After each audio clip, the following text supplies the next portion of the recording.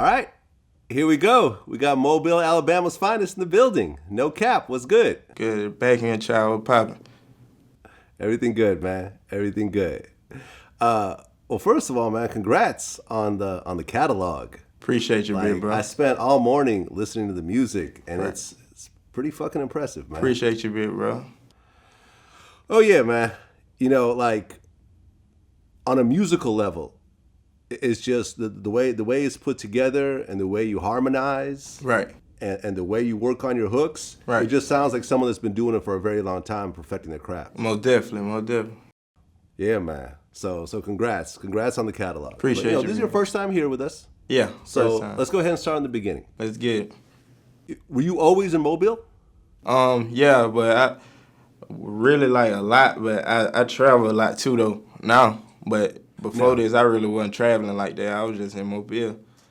Okay, so you were born and raised in Mobile. Yeah, born and raised. Are there any other artists from Mobile? Because Alabama, there's a few, but Mobile I've never heard before. Yeah, we got Rollo Rodriguez, Young Blue. But that's really it about that. Just popping right now. But we got a lot of upcoming stars coming out of there for sure. Okay, I've interviewed Young Blue before. Yeah, Talented dude. Boosie actually signed him. Yeah. That's how we hooked up. Yeah. Okay, so what was it like growing up? As a kid in Mobile. I mean, it's typical hood shit. You know what I'm saying? Like everybody don't come up the same, but like niggas who in the hood know. You know what I'm saying? Just typical shit. Like you know what I'm saying? You see everything, murder, drugs. Like you gonna see that. You know what I'm saying? Just typical hood shit. That's what a nigga gonna go through. Okay, and you grew up primarily with your mother, but your father was always around. I mean, yeah, exactly. Yeah, my mom was there, but I spent a lot of time with my father, too. He was always in my life. Okay, and how many kids actually lived in your household with your mom? My mom, it wasn't nothing but me, my brother, and my sister, and both of them older than me. I'm the youngest on my mom's side. Okay, so 3 kids and a mother. That's still a lot of, that's still a lot of expenses. Right, most definitely. Was your mom struggling growing up? I mean, yeah, but she was a hard-working lady, too. But, like, we found a way to make it work. Like, we gonna most definitely find a way to make it work. I don't give a damn what we got. Okay, because you talked about at one point your mom stopped working and then you and your brother had to step in and start hustling. Right. Okay, how old were you when that happened? I mean, it was late, probably like 16, 17. Like, my brother was working. Like, I really wasn't doing shit, you know what I'm saying? But then I came to a point where, like, I got to get some money, you know what I'm saying? I can't be sitting here. I got to get some money. We got to get these bills paid. Okay, so why'd your mom stop working? She said she was feeling like it was some kind of sickness. I can't remember exactly what it was, but it was some kind of sickness. 16, 17, you're still in high school. You're what, like a junior maybe in high school? Right. Okay. And your mom's not making money at the time, so you felt like you had to start making money and start paying the bills yourself as a teenager? Right, but my brother, he was working too, and my sister was working, you know what I'm saying? But I had jobs, but it was not long. I ain't never worked a job over a month, you know what I'm saying? It's just like, nigga, when you be around something for so long, that's what you want to do, you know what I'm saying? Okay, so I guess on DJ Smalls, you said that you worked at Walmart at one point. Right. Okay, what was that job like? It was just boring as hell, you know what I'm saying? I was like, man, I can't be doing this. I got to get up. I'm on these folks' time. I'd rather be on my own time. Okay, so you worked at Walmart for, I guess, 2 weeks? Yeah, for like 2 weeks. And then you just quit? Yeah, basically. Just didn't show up one day? Basically. Okay, so what'd you start doing for money after that? I really don't want to talk about it. Okay, fair enough. Got an open case right now. Really? Yeah. Okay. So you definitely don't want to talk about it. No. Damn. So I'm not going to talk about the case at all or any of the specifics, but what's it like to really be popping right now and have that hanging over your head? It's cool because I'm focused. You know what I'm saying? I feel like it ain't no way. Like, I'm making money legal. Like, ain't no way I should be going back to jail, you know what I'm saying, for nothing like that. I'm straight, my nigga straight, you know what I'm saying, so ain't no way. Well, I mean, one thing I do know about the legal system is that you're in a much better situation now that you have money that you can afford a real lawyer. Exactly, and everything going smooth. Everything going smooth. Right, because a public defendant Get it doesn't behind. really have your best interest at heart. Right.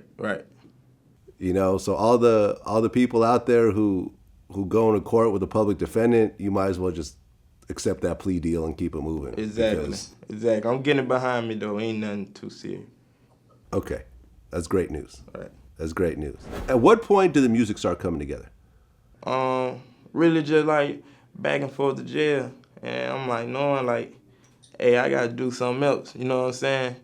Then I had my partner Rollo rapping. He was just already at it, but like he just had me locking in every night, and it just really went from now. When he had me locking in every night with him, I started doing it by myself. Like when he went around, now I'm in the studio every night. You know what I'm saying? It was just work. Like still now, like people be like, you blowing up, whatever, but I don't see it because I'm working. You know what I'm saying? Like I don't really pay attention to the outside. I just be focused on what I'm doing. Okay, so, but you're talking about Mobile, Alabama, where you don't really have a bunch of rappers around you as role models. Right. There's no music industry. There's no labels. No real ones. I'm sure there's Right. A bunch of hustlers in the area trying to get their label off the ground, but Right. nothing's really popping, especially when you're getting started. So how do you really keep that dream alive when you don't see anyone around you doing it? I mean, dedication ain't about it's about what's around you, but at the same time, it's about what you want for yourself. You know what I'm saying? Like, it can be a whole group of niggas hustling or whatever, but hey, I want to do this. I want to make money this type way. You know what I'm saying? You got to have your own mind. Can't let nobody think for you. Well, and I guess the first song you put out was Boss Move. Right. Okay, and that actually did well. Yeah, see, that was really made me keep going. I'm like, okay, cool, 50K views, couple months. I'm like, okay, I can rock with this. Let's see how it works. Okay, and were you No Cap in the beginning? Nah, I was Young Globe. Young Globe. Globe, Globe. Why that name? Cause my auntie recipes Ives, but she gave me that nickname since a child. It was Globe, so I just had ran with it, but I ended up changing it as, you know what I'm saying, I came up. Okay, so at one point you changed your name to No Cap. Right. Now, they say the Future made up that term, No Cap. Is that accurate? I hear that a lot, but that ain't really where I got it from. Like, before that song was out, the No Cap song, all that shit, but Future my big homie anyway, you get what I'm saying? So that was never no conflict or no shit like that. I just like, cause that been my name for almost 2 years now, you get what I'm saying? So it rightly just started popping, that name, that trend, you get what I'm saying? I just tried to grab it early before it did. Well, right, because there was that song with Future and Young Thug called No Cap. Right, and that People was my were name saying before that song was out, you get what I'm saying? Yeah, and people were using that term before. I remember Right. like seeing it on, people saying, like Lil Yachty, I think, started saying it, Most and definitely. all these people. I remember I had to figure out what it meant. Right. So in your words, what do you think No Cap means? I mean, it's just like the truth. Like, you telling the truth. You ain't lying about nothing. You get what I'm saying? Yeah, I heard people saying that's cap or no Yeah. cap. You and lying. that's If still you popular. lying, that's cap. You get what I'm That's saying? cap. Yeah. Okay. So you put out this first song, Yeah. Boss Move, and it starts to do well. Now, were you kind of singing back then, or were you more rapping? Nah, I was really just rapping. Like, the melody came later. Like, as I started finding myself recording so much. Like, I'm pretty sure every rapper, like, come in kind of dry. Like, Boss Move, don't get me wrong, it's a hard song, but it's just no melody or nothing really, you know what I'm saying? Later on, the melody come, like, I expand my ears. I listen to a lot of different genres, you feel me? I don't just listen to hip-hop. Like, I listen to everything, so I try to do a mixture in my music, like, with everything. Well, and hip-hop started to kind of change as Right. well, where you kind of, I think what J. Cole said back when you could have a hit song without a melody, like, Right. these days you look at a lot of the major artists, they all have melodies. Exactly. They're all somewhat singing. Exactly. You know, I mean, I remember I interviewed Quavo years ago, and I remember I'm like, well, you kind of sing more than rap, and he was like, Nah, I don't call it singing. I just call it like, you know what I mean, just some trap funk. I mean, but I call it trap funk. I mean, you can kind of say it's like singing though, and I don't mean this as a, you know, I'm not taking away nothing from it. I personally think it's dope. Appreciate it. Okay, but you don't consider singing at all. Nah, I don't think it's singing. You can call it singing though. I sing to you, not to you though. You know what I mean. He was kind of like said, you know, when I said it, Right. I don't think he ever really thought about it. Right. But I think Quavo's more of a singer than a rapper. Exactly. It's a mixture. You get what I'm saying? It's a mixture, most definitely. Okay, so I mean, with your singing, had you ever taken singing lessons or done anything to learn how to harmonize? I never took no singing lessons.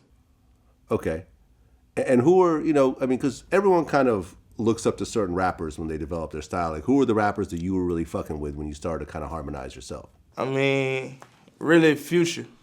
Like, I listen to a lot of Future. I listen to a lot of Young Thug. I fuck with Quavo too. Like, I fuck like anybody who going, I fuck with it. You know what I'm saying? Okay, so you put out this first song and you kept putting out music. Like, what were the next few songs that started to hit? Legend. I'd say my song Legend. That was like the next one to really just, you know what I'm saying, pop me off a little bit more. It ain't go big, but it popped me off a little bit where now I got a crowd to expand. You get what I'm saying? Like, I know if I drop another song, it'll probably go bigger than this one. You feel me? Like, I got their attention now. Legend, I feel like Legend got their attention. Right, that's a tough song. Yeah. But that only came out like 7 months ago. Right. Okay, and at that point, you're harmonizing. Right. Okay. So, at what point did Lil Baby start coming around? He was already fucking with my partner Rollo, and they was kicking it for a minute, and Baby just had heard one of my songs. He had wrote me like shit, let me get on this. So I sent him the song, but in the midst of that, I went to jail. So he had the song, and then while I'm in jail, my brother ended up calling me like, Baby had gotten a song for you, or whatever. He was playing it on his live. I'm like, let me hear it. I'm like, let me hear it through the jail phone. I'm like, let me hear it. So I'm hearing it, but I can't really, you know what I'm saying? You know, this phone's fucked up. I can hear it, but I just can't hear exactly what he was saying. So I'm like, oh, yeah, that's hard. And I mean, when you hear you and Lil Baby together, you guys do sound somewhat similar. Yeah, I hear that a lot. I mean, would you agree, or do you think that's not true? Nah, I don't agree at all, actually, because, like, I feel like Baby really don't do the melody. Like, he do it, but not like that. You get what I'm saying? He more of a rapper, and I mix mine with melody and metaphors. You get what I'm saying? That's like niggas really ain't doing metaphors like that. Like, Lil Wayne was probably like the last rapper really just metaphor on every song. Well, I remember I listened to Dreams to Reality Right. with you and Lil Baby, which actually is my favorite song by you. And you guys are just killing it, like back and forth. Yeah, yeah. I feel like a lot of people ain't know who I was. Like, I feel like some people still don't know that's me on that album. You get what I'm saying? Like, like my real fans will know, but a lot of people really don't. Well, like I said, man, I mean, and this is not at all a diss at all, because I think both, you know, I've interviewed Lil Baby. I think he's dope. I think you guys have somewhat of a similar style, and maybe just being around each other, you guys kind of absorb. You know what I'm saying? Right, like, right. You know. We ain't around each other that much to be, you know what I'm saying? Getting the vibe of each other, the music vibe. Well, like I said, man, that's my favorite song. Right. It's and hard. I listen to most of your catalog. Yeah, that bitch hard now. Don't get me wrong, it's hard. You guys kill that shit. Slid on there. You guys kill it. Yeah. So I guess at one point, Lil Baby signed you, or no? Nah, I didn't sign a Lil Baby. I'm still, okay. Yeah, I'm still independent artist right now. Okay. Yeah. Okay, so you're not because there was something about you being Lil Baby's artist, but that's not true. A lot of people, like, he was just rocking with me, but you know what I'm saying, as you grow in your career, you start learning more, and you start expanding by yourself, and then you get more busy where you can't kick it with somebody that just constantly. You get what I'm saying? Like me and Rollo, like that's my partner, but we don't hang together every day because we both working. Like it's a separation kind of, but that's still my brother. You get what I'm saying? Well, you know, I went through some of your other catalog. Yeah. So, like for example, Free Ghetto. Right. That actually samples Passenger, Let Her Go. Right. Which, like, that song has like 22 billion views or something. Yeah, most definitely. Yeah, that song. I'm assuming, because, you know, the song's on YouTube, but it's not on Spotify, because I'm assuming that sample, right, that sample, wasn't exactly clearable. Yeah, it wasn't. It actually wasn't. It was hard to get in touch with them, so that's why the song wasn't on the mixtape, actually. Yeah, I mean, that sounds like a mixtape record. Right. It's a hard record. Right. But I'm listening to it going like, I've heard this before. What is this? What is this? And then I'm like, this what it is. This is one of the biggest songs of like the last few years. Exactly, like, you know. Exactly. You know, I went through a little bit more of your catalog. So you had a line in Blind Nights. Right. Where you say, keep a Glock 9, but I don't want to be like Kodak. Right, but nah, it like I had made that song, like that song actually like I really made that song before I even was popping, you know what I'm saying? But Glock 9, that's my brother. Like, don't get me wrong, that's my brother. It was old. I even tried to talk to him about it, like, he ain't nothing, bro. You know what I'm saying? I mean, I've interviewed Glock 9 before. Yeah. And we talked about the Kodak comparisons. Right. At first that shit was funny. I was laughing at that shit at first. Now that shit's starting to get aggravating. I ain't gonna lie to you. It's bothering you now. Yeah, now that shit's starting to get aggravating. I fought with him, dude. I fought, yeah, dude. But that shit ain't what it is. Like, but it's how I talk. It really how I talk. Like, I rap how I talk. They think I'm really trying to sound like this, man. That shit funny and for. I don't even feel like he trying to be like Kodak or nothing. It's just like the Florida vibe. You know what I'm saying? Like I don't feel like he trying to be like nobody. Like you might hear a rapper from Chicago sound like a rapper from Chicago. That's how they you feel me? Like that's just how they present shit. It ain't them trying to be like nobody. No, I think he's got his own style. Right, most definitely. You know, but you know, it's just like I just went off media. Like the media compare him to Kodak. I don't compare him to Kodak. Got it. Yeah. Got it.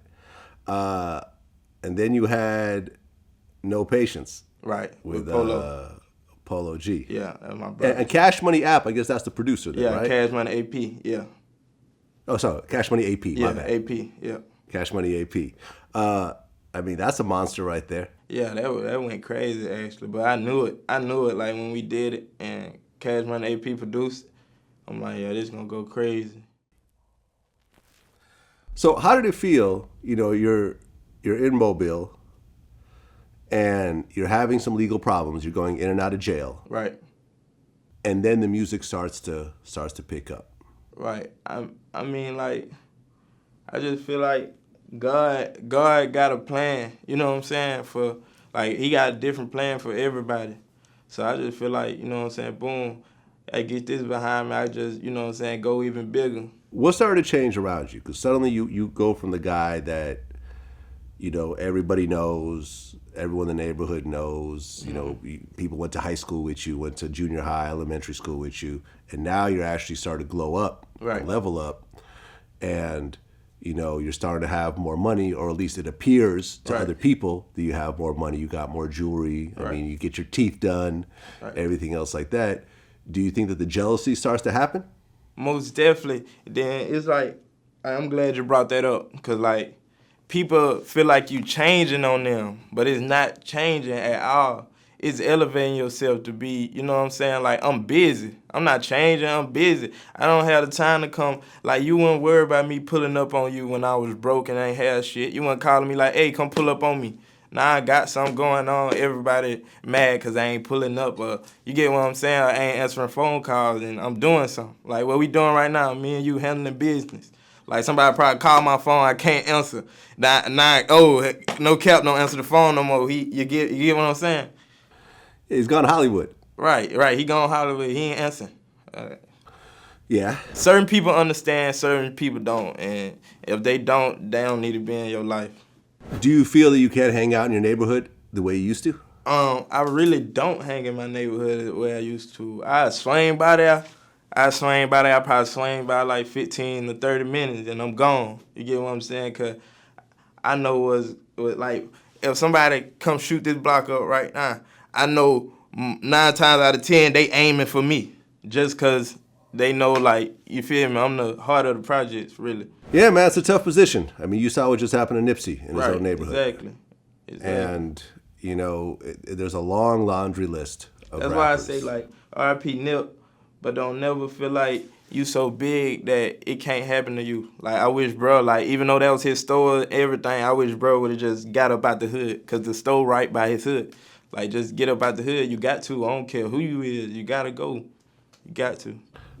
Well, you said if you're a rapper, you're a target. Exactly. And you said that, you know, most regular guys from the neighborhood, their life is not in danger in the same way that a rapper's life is. I mean, it is, but it's like a certain percentage. You get what I'm saying? Like, you still can die in the hood, but like, when you're a rapper, it's a certain percentage. They know you most likely got money on you. They know you most likely got jewelry. You know what I'm saying? Like, niggas in the street, like, ain't none of my partners right now on the block with jewelry on, and you feel me, got the whole world room for them, and these folks hating on that. But don't get me wrong, they got money, and niggas will try to rob them, and they can die, but it's just different when you're a rapper, because, like, I'm touring. I'm city to city with this. I'm in every hood, like, you feel me? Like, if these clubs I'm performing at by the hood, like, nigga, you gotta know niggas outside with guns, and they might try you. You get what I'm saying? That's why I say it's more dangerous being a rapper. Well, and also, they know when you're going to be there. Right. You're on stage. Exactly. Exactly. They know your exact location. They know your exact location. Right. Bodyguards or not, you're on stage exposed to everybody. Exactly.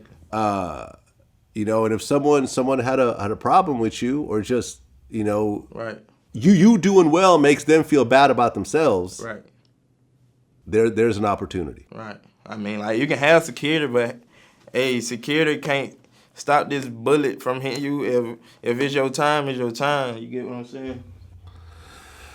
Yeah, man. I mean, what do you think were the biggest problems that started happening once you started to kind of level up? Really just, I feel like upcoming, but like it's meant for everyone, like even big rappers. But when you upcoming, it's like, damn, this nigga blowing up. We gotta try to do something before he get even bigger. You know what I'm saying? Because they know once I get way bigger, they most definitely ain't gonna be able to get to me. So you only go back to Mobile just to visit family real quick, and you're right. Exactly. Like, people like, where you stay at? I say nowhere, cause I'm constantly moving. You get what I'm saying? I mean, have you had situations, you know, before you started rapping, where people have shot at you or try to, exactly, like, that's going on now. That's why when I'm in my city, I'm moving good. But I know I get off sometime, and I be posting where I'm at. Like, you know what I'm saying? It just is what it is. It happen. It don't. I ain't running. Okay. I ain't running from it.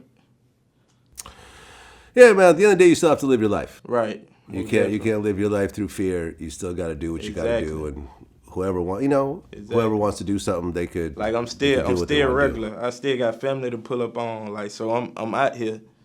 You know what I'm saying? Yeah. Now, I mean, you have a mixtape called The Backhand Child. Right. But why that name?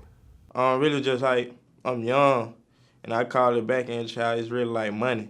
After the show, you get your front end for your show, and you get your back end. You know what I'm saying? I'm like the backhand child. Like, I'm by my paper. Okay. That makes sense. I just made it like a little trend, like my Instagram name. I got it tatted right here, so they know it's really like my second rap name. Okay. And, well, you mentioned earlier that you're independent. Right. But there's a rumor that you're signed to Atlantic. I know it. That's why you got to keep them guessing. They don't know what I'm doing. So are you saying you're not signed to Atlantic? I can be with 300. I ain't saying I'm not. I ain't saying I am. I'm gonna let them keep guessing.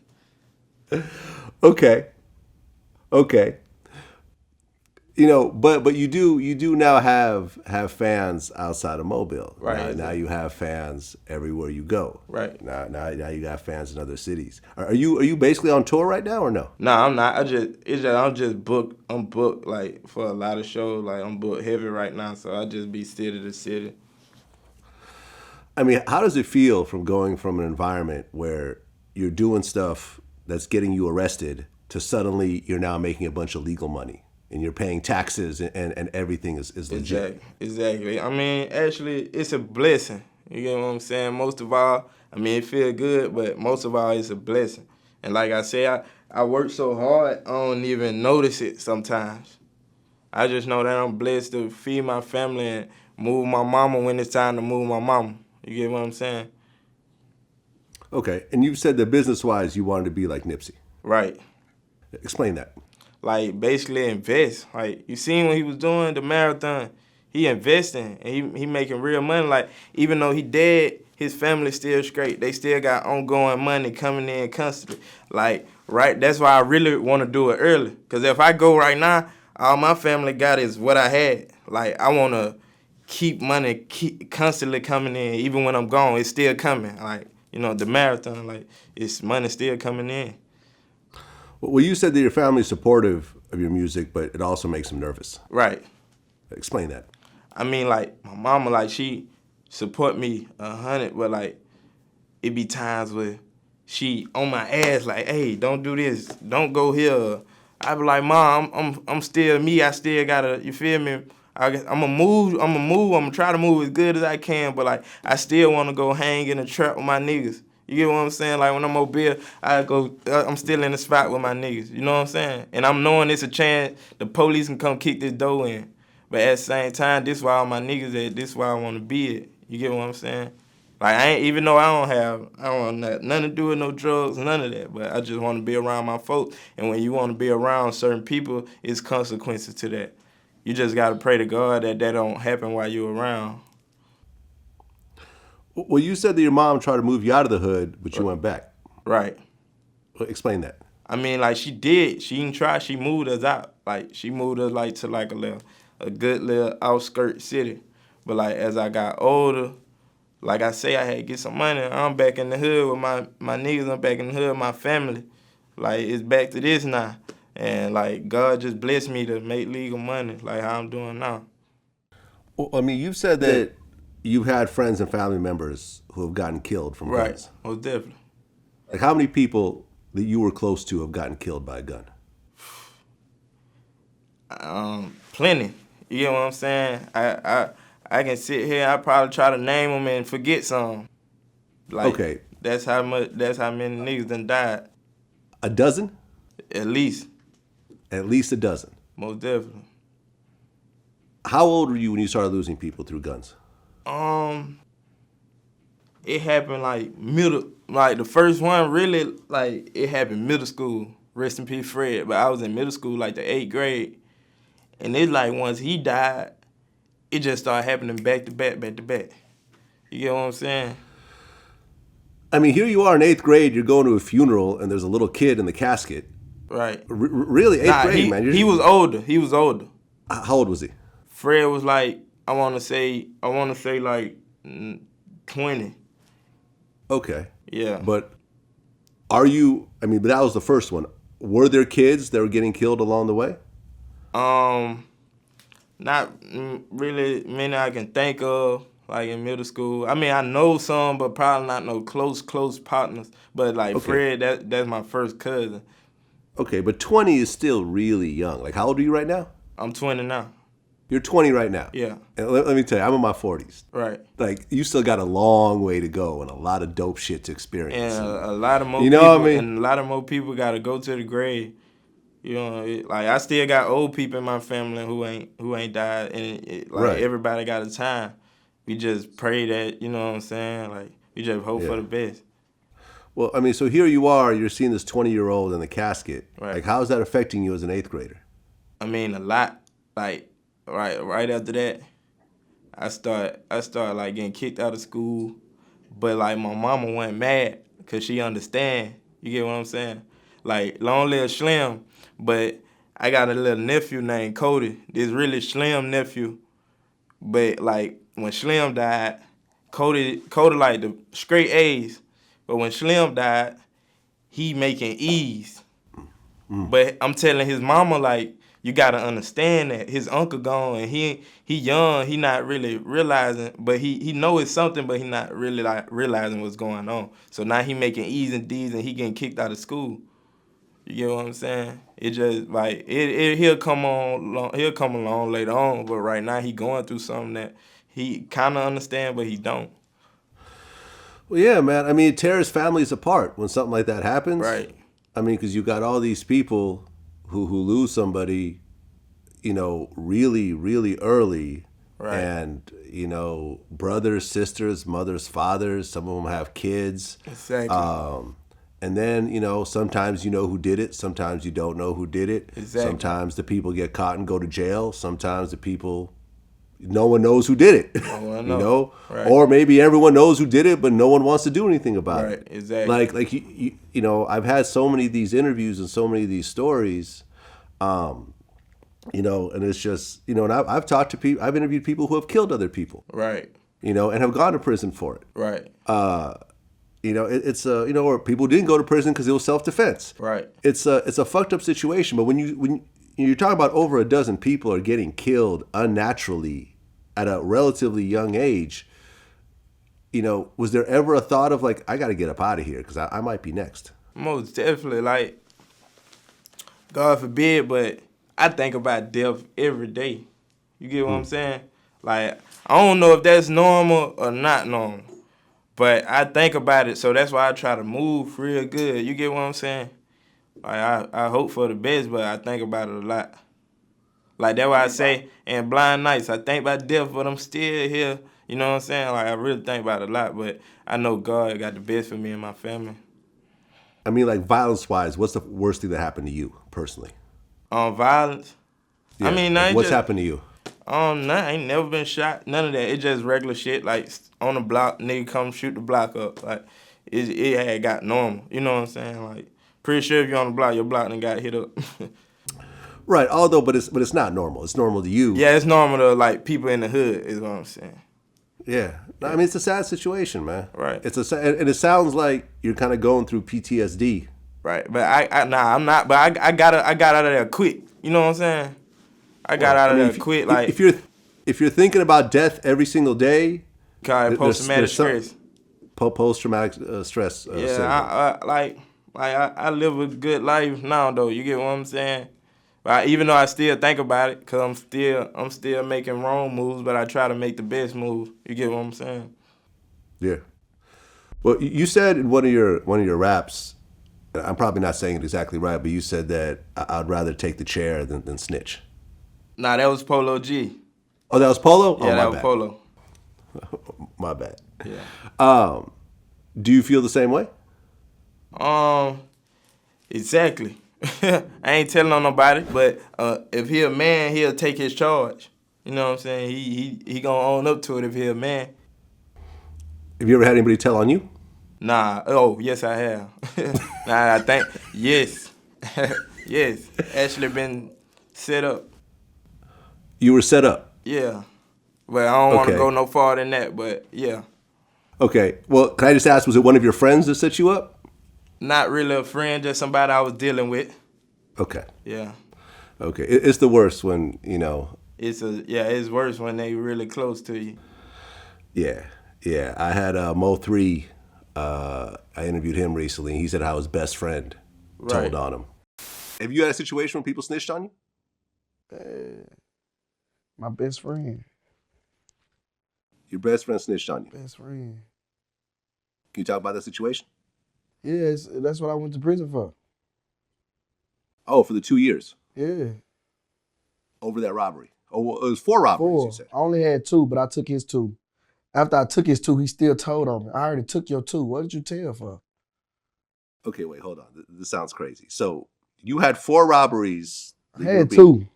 You had 2 robberies you've been Then I charged came for. back and got indicted 2 more times. But I'm knowing that these not mine.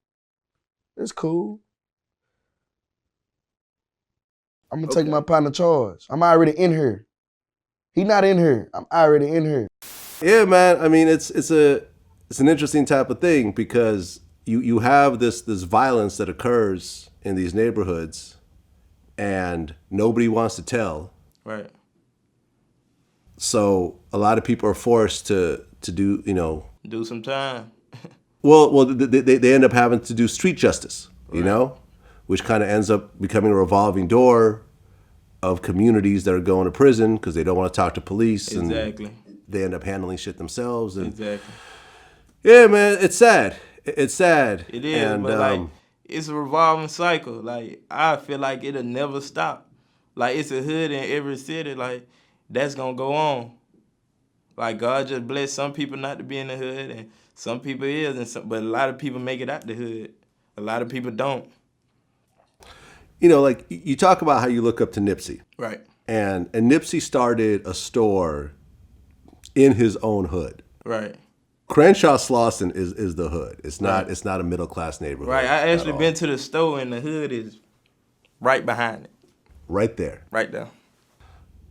Now, let's just say that you keep growing and your money keeps increasing. You're now sitting on millions of dollars. Would you ever open up businesses in Mobile in your own neighborhood? I most definitely will open up business in Mobile. But hanging out there every day, I don't think so. You know what I'm saying? I'd probably swing by, but hanging out, nah, it ain't like you're a sitting target. Yeah, and most rappers don't open up businesses in their own neighborhoods.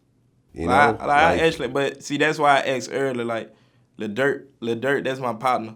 Like, I actually text him, like, the other day, like, hey, bro, what you doing to make some extra money instead of rap? He, like, invest. He, like, restaurant, like, he gonna open up some restaurants and shit like that and truck driving and shit. Yeah, I interviewed him a while back. He was opening up a truck driving business in, exactly I think, Atlanta, or something like that. Like, I got my own trucking company, own real estate company, like. Wait. This is actually interesting. You have your own trucking company? Yes. How many trucks? We started off with 2. We got like 8 or 9. You got 9, the big rigs? Yes, 18-wheelers. Really? Yes. Yeah, man, you also have to invest your money. Like, I have a page called Vlad Stocks where I talk about stock investing. Right. And, because everyone always tells people, like, well, you got to buy a house, but that's not always the best investment. Right. You know what I mean? Right. And the thing about money is that it's a lot easier to get money than to keep money. Exactly. Cause I don't watch money go so quick. Like this. I'm talking about I might have 10 racks on me, and by the next time I look down, I'm the stack about this big. Well, I mean, you got your teeth done. Right. Diamonds? Yeah, flawless. Okay. Like how much did that cost? Ask Johnny Dang, because I don't want to tell you the price and they think I'm lying on here. Tell them ask Johnny Dang. I'm going to record Johnny Dang and let him tell the price. Okay. I mean, I know, I definitely know who Johnny Dang is, and he definitely does great work. Right. Shout out to Paul Wall, too, his business partner. Right. I mean, but you got your teeth done, and is it permanent? Yeah, they permanent. Oh, so you actually went to a dentist? Yeah, I had, like, Johnny Dang showed, like, it's a dentist in Houston called, I think, like, some with a B, some brownstone, some shit. But he send you to the dentist, they put them in, you out of there. Okay, and they have to shave your teeth down? Yeah, they had shaved some. Not all of them, but some of them did get shaved. How did it feel, like, when it was all done, suddenly you have a whole mouth full of metal and diamonds? Right. It felt weird as hell, like, you know what I'm saying? I kept biting down and shit, but, like, after a couple weeks I had got used to it. It was hard to eat. Like, it's still certain stuff I don't eat now, like chips. Like, you don't really supposed to eat with metal spoons and metal forks and shit like that. Oh, because it clangs against the teeth. Yeah. Huh. And you don't supposed to smoke a lot. Cause when I went back to San, I just went to holler at him. So Johnny boy asked me like, "You been smoking?" I'm like, "Nah." He like, "Yes, you have." Cause like it'll fuck with the diamonds. Like you can tell when somebody been smoking. Wait, so smoking weed will fuck up the diamonds in your teeth? Well, not fuck them up, but but it'll have them looking probably like dull and shit. Huh. Yeah. Damn. Did you know that before you got him? Yeah, he told me. Okay. So Yeah, you knew he where told me. I mean, I'm a weed smoker. You a weed smoker? Right. That's why they Okay. permanent. I ain't got no choice. What I'm supposed to do? I don't. What you want me to eat a weed brownie? So, you just dropped, your project. Right. What do you got coming up next? Really just shoot some more videos to the project. Like I had a lot of big features already that I didn't even put on the tape. You get what I'm saying? Like I just say that shit for later. I be wanting to see what type of numbers I really can do by myself. Even though I did have Peasy, Rollo, and you know what I'm saying? I just still be wanting to see what type of numbers I can do by myself. I work with a lot of big artists that ain't even on the tape. Can you say who they are? Dirt. I got some shit with Yachty on the way. And, it's plenty I can't even name. Like I can't even think of everybody, but it's a lot though. I've been working. Yeah, man. I mean, I got some nigga Mozzie on the way. Yeah, a lot of shit. Well, no, man. I think people. Cowboy, my brother Cowboy. I got we down. They got like 2, 3.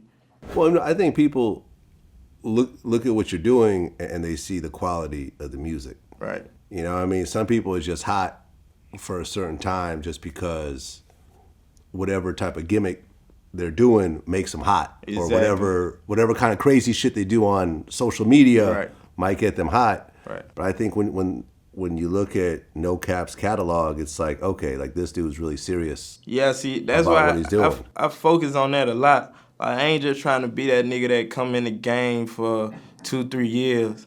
Like, you see Future and Thug, they still popping. Like, and they been in the game probably like 7 to 10 plus. You get what I'm saying? So I want to be like that, like still have something going, not just come in and get out. Yeah, well, you see people like Future, he records every day. Every day. I done been to the studio, and he changed clothes there. He do everything at the studio. Mm-hmm. Everything.